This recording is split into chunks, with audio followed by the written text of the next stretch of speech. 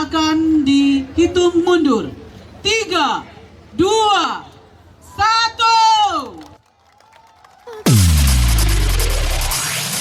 Kami pengawas pemilihan umum, mengabdi untuk negara dan berjiwa Pancasila, bertugas untuk mengawal demokrasi bangsa Indonesia.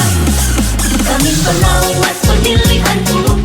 Kesempatan masa tenang ini harus dikawal dengan sebaik-baiknya agar suasana kondusif selama perhelatan Akbar Pemilu 2024 di Kota Padang Panjang selalu terjaga. Kami pun berdiri, wujudkan harapan reformasi.